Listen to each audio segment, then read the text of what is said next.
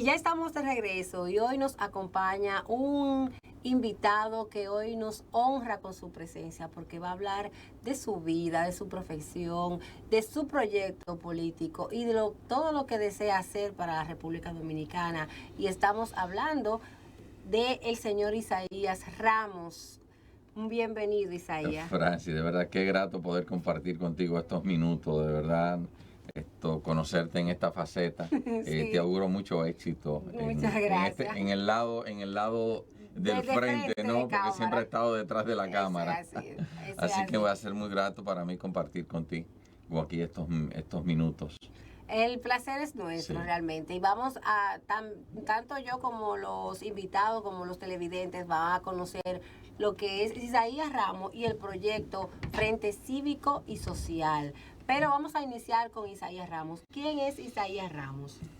Mira, Isaías Ramos es un campesino que nace en un campo de Moca que se llama Jábaba. Realmente la única referencia que te puedo dar a ti es de José Contreras, que salió de allí, porque era mi tío tatarabuelo, venía siendo, ¿no?, en línea, y salió de allí en aquella ocasión a asaltar al cuartel de los españoles, en aquel momento que Santana lo volvió a entregar a la corona española, y eso es la única referencia que te puedo dar. Está entre Salcedo, entre Moca y Salcedo, unos 4 kilómetros del centro de Moca, y realmente pues nací allí y ahí estuve viviendo hasta los 11 años, donde en un momento murió mi papá y a los 15 días pues ya estábamos en Puerto Rico porque mis hermanos mayores todos estaban estudiando en una universidad cristiana en Puerto Rico y allí nos juntamos todos. Excelente, o sea que ya Isaías Ramos tiene dos culturas. Trae la primera etapa de su niñez aquí en el país, en su pueblo natal, y luego se traslada a Puerto Rico. Así es, así. Ya adolescente, preadolescente, sí, y ya su juventud. ¿Y cuál fue su experiencia? No, excelente, muy buena. Allí tuve el apoyo de toda la parte esta de la escuela, que era escuela también parte universitaria. Y fue muy grato encontrar en esos momentos difíciles, encontrar que había gente preocupada por el bien tuyo y que te daban un apoyo directo y otros indirectos para que tú pudieras continuar con tu vida. Realmente es muy fuerte tú salir de tu entorno bajo esas circunstancias, porque no fue algo planificado. Mi papá murió y realmente decidimos en ese momento que lo mejor era que nos juntáramos todos en Puerto Rico, y bueno, y a los 15 días ya, como era en época de escuela y iban a comenzar la escuela, tuvimos que partir muy rápido. Entonces fue muy grato vivir allí en Puerto Rico. Hice la intermedia, hice la escuela superior y luego regresé aquí a República Dominicana, a San Pedro de Macorís. Primero pasé por una universidad unos meses en Michigan y después regresé aquí a Santo Domingo, a San Pedro específicamente, a estudiar medicina.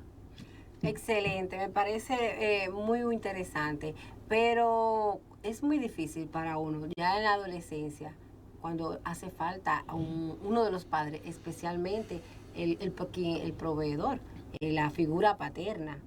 ¿Qué recuerdo, qué memoria, qué puede acordar de ese momento, de esa situación tan drástica y difícil que nadie supera, nadie está preparado para superar una pérdida y más de un familiar tan cercano, tan importante en nuestras vidas? Yo creo que eso nunca se supera, en verdad. O sea, eso uno guarda esa cicatriz ahí. Inclusive es tal que cuando muchas veces uno vuelve al campo donde uno nació, las lágrimas te salen porque tú sabes que dejaste de vivir una parte importante de tu vida en ese lugar. Entonces son cosas que uno supera, pero que no la tiene latente.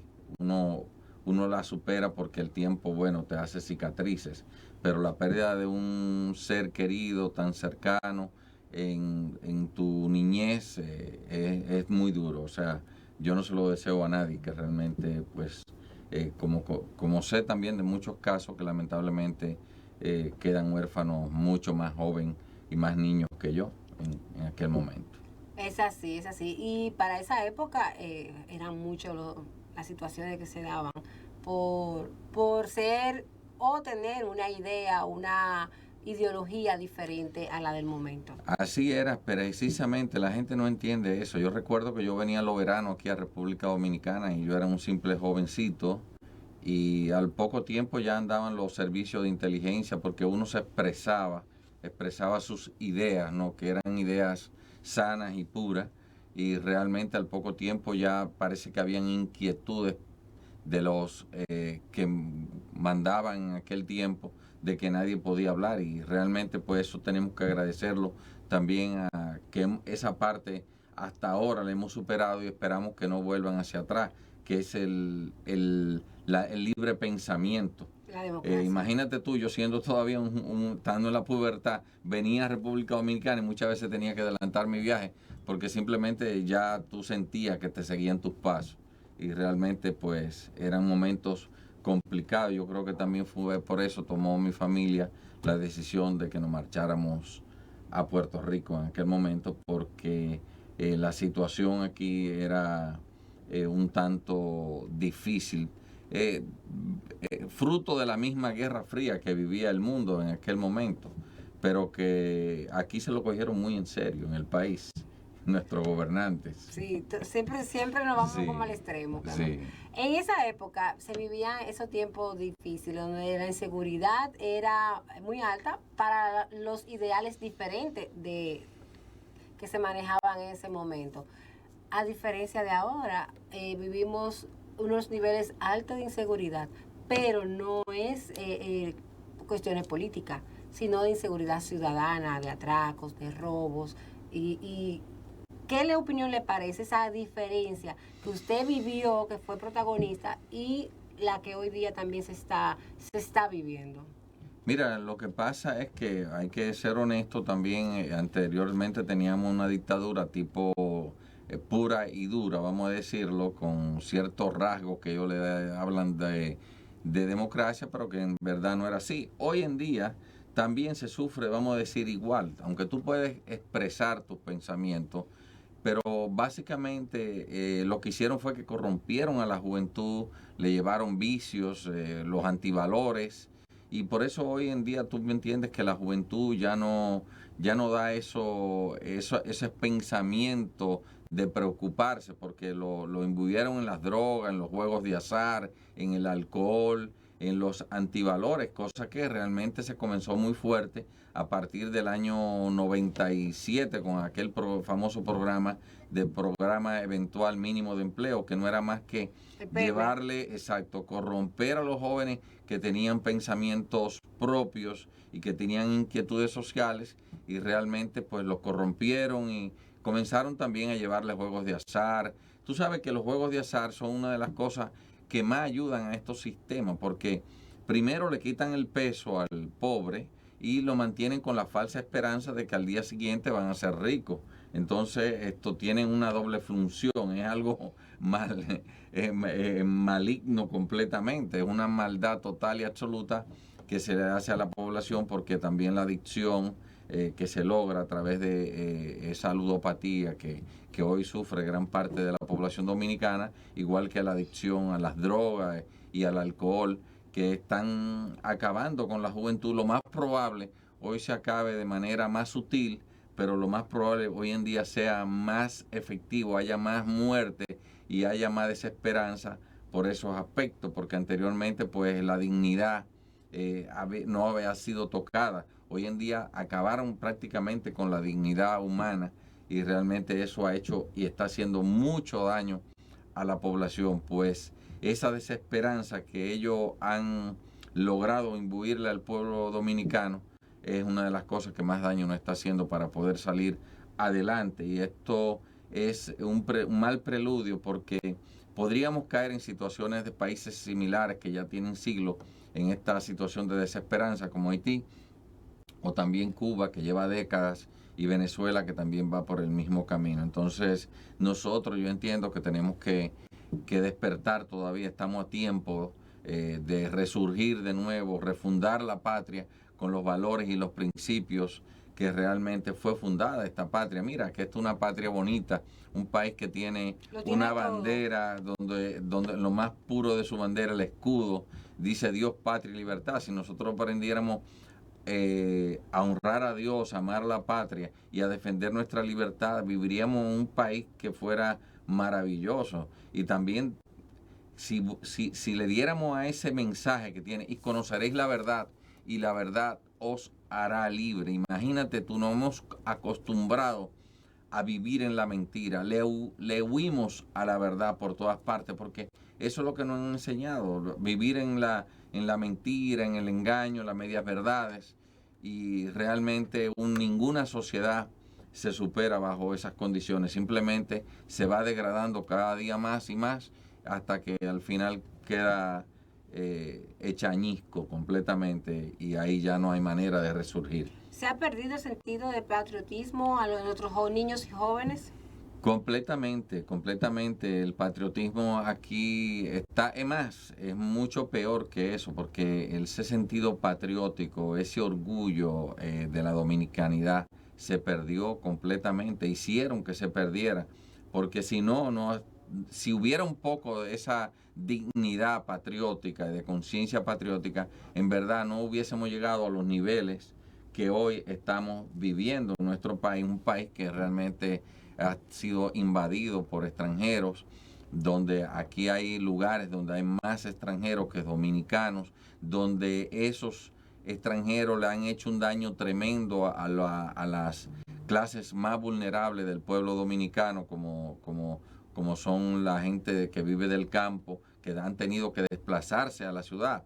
Inclusive hoy estamos hablando de que la población dominicana, más del 80% prácticamente, ya vive en guetos que no tienen presente ni futuro, en barrios que son invivibles honestamente, porque tú te vas a un barrio de estos que no tienen sistema sanitario, no tienen sistemas cloacales, no tienen servicios ni siquiera muchos de agua potable, hasta de eso carecen en muchas ocasiones, y son invivibles porque el nivel de fétido que se respira allí es una situación que debería de tener prácticamente a toda la sociedad enferma. Sin embargo, se acostumbraron a eso porque le dejaron entrar una población foránea que vino a competir y a desplazarlo a ellos de sus lugares de orígenes, donde realmente deberían de volver, pero bajo un gobierno, bajo un sistema que realmente entienda de la importancia que es el desarrollo del campo y de lo que es la importancia de la seguridad alimentaria que requieren los pueblos, y más en estos tiempos. Entonces, tenemos que hablar de un proyecto de nación para que eso se revierta, esa situación. Mientras tanto, seguirán esos guetos sin presente y sin futuro, acumulando más seres humanos que esta clase política, lamentablemente, vamos a ser claros, lamentablemente ven a los pobres muchas veces como basuras humanas. Es muy triste decirlo, pero es la realidad, porque ves cómo lo tratan, nunca hay un proyecto de bienestar general, sino que todos van para la misma situación, buscando de qué manera alimentar a sus grupos favoritos. Mira, República Dominicana está viviendo tiempos muy difíciles que la gente no entiende. Fíjate tú, Francis, que nosotros hoy en día estamos hablando de que la deuda pública externa, que más que externa es eterna, está por 1.8 por encima del valor del patrimonio público que nosotros tenemos. La semana pasada el director de contabilidad de la Nación hizo público que ya tenían todo contabilizado, el patrimonio público. Estamos hablando de que el patrimonio público, llámese carreteras, calles, alumbrado, aeropuertos, puertos, escuelas, hospitales, el valor es de 36.400 millones de dólares. Ese es el capital acumulado durante 178 años de nación. Sin embargo, esta clase política es tan bárbara que en estos últimos 25 años no tienen una deuda de más de 62.000 millones de dólares.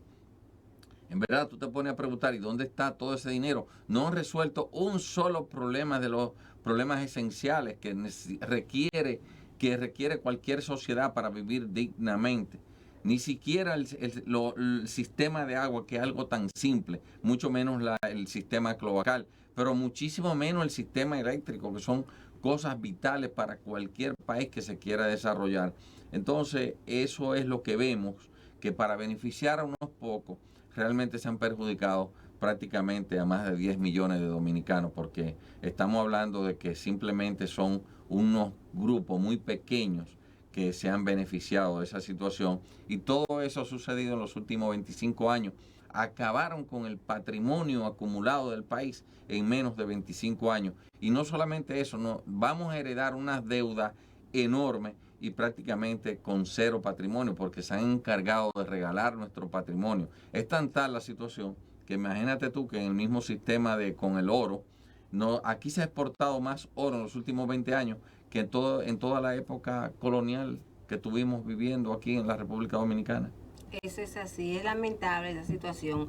Nosotros vamos a hacer una pausa, pero antes de irnos a la pausa, cuando regresemos, nos va a hablar de ese joven que llegó a San Francisco luego de San Pedro, luego de haber concluido varios estudios en Estados Unidos. Así que no se vayan, regresamos en breve.